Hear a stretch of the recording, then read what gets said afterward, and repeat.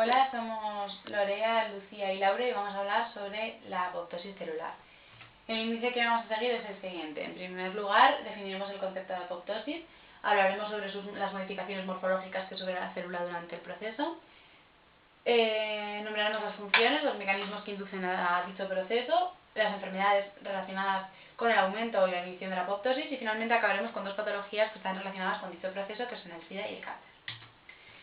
Primeramente, es importante conocer que en un organismo pluricelular adulto existe un equilibrio entre la proliferación o generación de nuevas células y la degeneración o muerte celular de las más viejas, con el objetivo de mantener un tamaño constante. Por tanto, la apoptosis se puede definir como una muerte celular programada. Está regulada genéticamente y se trata de un proceso biológico ordenado y silencioso, que no produce ningún tipo de reacción en los tejidos adyacentes, pero que resulta necesario para evitar la sobreproducción celular. Existen dos formas de muerte celular en los organismos, que son la necrosis y la apoptosis. Aunque ambos procesos concluyan con la muerte celular, se pueden encontrar diferencias importantes entre ellos dos. La necrosis es una forma de muerte celular que resulta de un proceso pasivo, es decir, no requiere de ATP, accidental y que es consecuencia de la destrucción progresiva de la estructura con una alteración definitiva de la función normal en un daño irreversible. Lo que sucede en la necrosis es que la membrana plasmática de la célula acaba por romperse, de manera que todo el material apoptótico intracelular acaba saliendo al exterior e induciendo la necrosis de las células adyacentes y por tanto se produce una inflamación en la zona. La apoptosis es un proceso que afecta a determinadas células y no necesariamente deben ser contiguas o situadas en un mismo área tisular. La membrana celular no se destruye, lo que impide que se escape al medio extracelular su contenido, resultando un proceso silencioso y sin inflamación. Durante la apoptosis, la célula sufre cambios morfológicos, como por ejemplo el citoplasma sufre una granulación fina manteniendo algunos orgánulos celulares importantes, como por ejemplo pueden ser las mitocondrias, que tienen un rol interactivo muy importante en este proceso. A nivel nuclear, la cromatina se condensa y la membrana plasmática, en vez de fusionarse, o sea, en vez de romperse, como en el caso de la necrosis, se comprime de manera que la célula queda reducida de tamaño para que pueda ser fagocitada por el macrófago.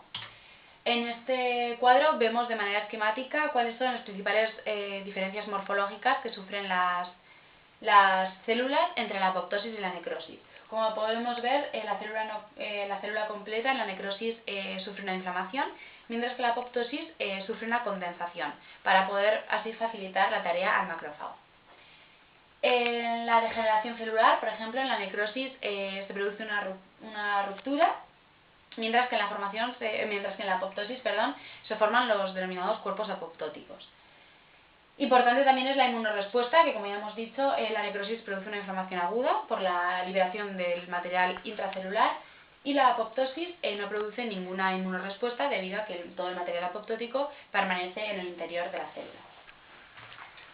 Bueno, aquí vemos otro cuadro a modo de resumen y es importante saber que la necrosis tiene unas condiciones patológicas, mientras que la apoptosis tiene condiciones fisiológicas, aunque también puede tratarse de alteraciones patológicas.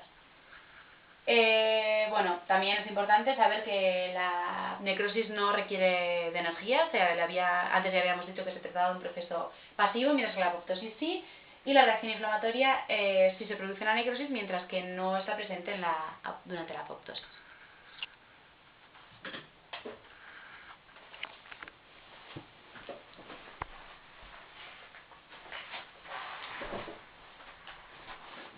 Bueno, ahora yo os voy a hablar sobre los mecanismos relacionados con la apoptosis. La apoptosis puede activarse en respuesta a multitud de circunstancias, pero el proceso que sigue es independiente de esta circunstancia y suele ser generalmente el siguiente. Primero se produce una fragmentación del DNA cromosómico, que podemos observar aquí y aquí. A continuación se produce una desorganización de los orgánulos celulares. Aquí podemos ver mitocondrias fragmentadas. La célula apoptótica, pierde su morfología normal y se vuelve esférica. Por último, la célula apoptótica se fragmenta en cuerpos apoptóticos, que serán fagocitados o digeridos por los macrófagos. Los motores de esta autodestrucción son las caspasas. La caspasa en las células normales se encuentra en un estado enzimáticamente inactivo, denominado zimógeno, que está representado aquí. En una célula apoptótica, este zimógeno debe activarse, y esto se produce por rotura enzimática de la cadena polipeptídica. Se divide en diversos residuos de aspartato y dos de estos fragmentos se unen, la subunidad grande con la subunidad pequeña, para formar la caspasa ejecutora activa enzimáticamente. Esta caspasa ejecutora vuelve a fragmentar las proteínas dianas en residuos de aspartato, y estas proteínas desencadenarán los procesos que he dicho anteriormente: la fragmentación del DNA, la pérdida de la morfología de los orgánulos y la fragmentación de la célula, y esto derivará a la respuesta apoptótica. Llamaremos controles positivos a los motores que inducen a la apoptosis en el interior de la célula, intracelulares positivos. Se sabe desde hace tiempo que las mitocondrias liberan parte de su material al exterior del citoplasma. Esta detección de material de la mitocondria en el citoplasma conduce a la respuesta apoptótica. El citocromo C, que es una proteína que está aquí representada en bolas rojas en la mitocondria, es una proteína que interviene en el proceso de respiración y es la encargada de desencadenar la respuesta apoptótica al salir de la mitocondria. En parte su salida se debe a la acción de las proteínas BAC y BAX, que se encargan de generar canales en la membrana mitocondrial externa y facilitar con ello la salida del citocromo C al citoplasma. Esta salida se reconoce en el citoplasma gracias a que el citocromo C se une a una proteína adaptadora denominada APA, y este complejo se une a las caspasas inactivas en forma de zimógeno, las activa y con ello desencadena una cascada de caspasas que conducirá a la apoptosis. Si este mecanismo se produce a nivel extracelular, el proceso es básicamente el mismo, solo que la señal de autodestrucción procede de una célula adyacente. Esta célula adyacente tiene un ligando, que es el ligando FAS-L, que se unirá al receptor de la célula que va a desencadenar la apoptosis, al receptor FAS. Esta unión ligando-receptor produce la trimerización de este ligando del receptor. Y esta trimerización activará la molécula APA, que, como en el caso anterior, producirá la activación del zimógeno, y esta caspasa ejecutora activa producirá una cascada de activación de caspasas que derivarán de nuevo en la respuesta apoptótica.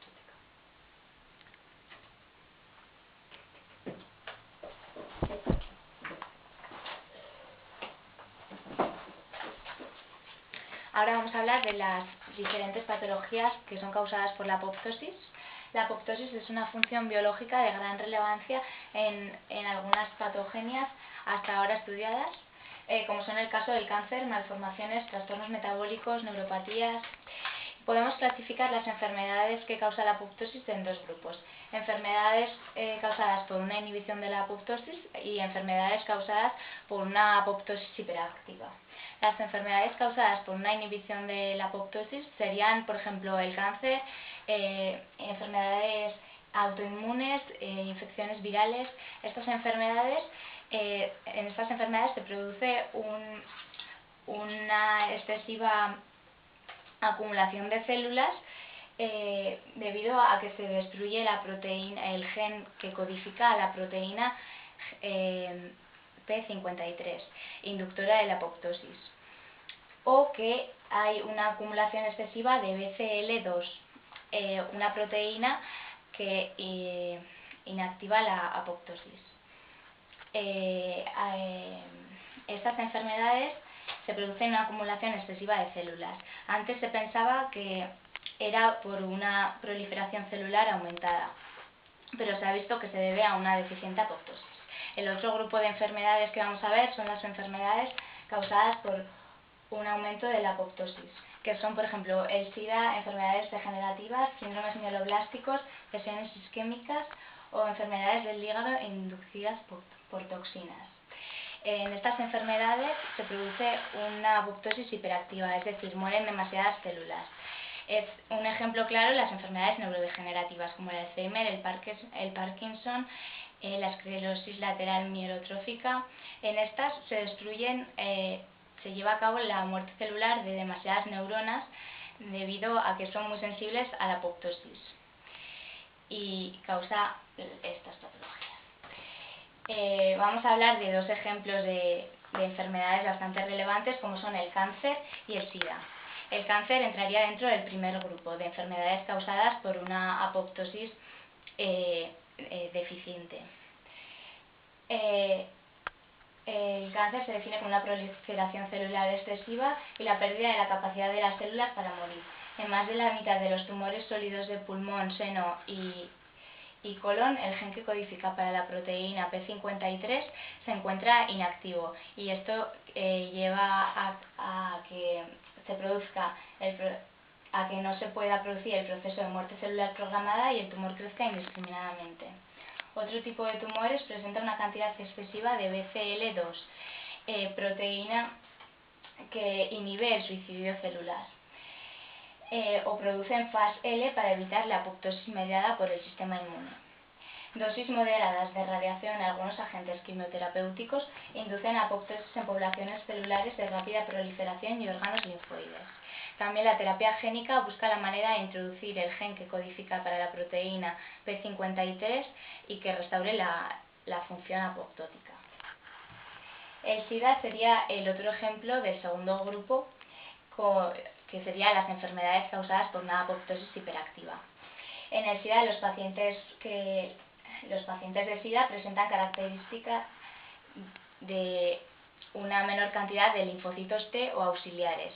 Estos linfocitos T pueden estar infectados o no.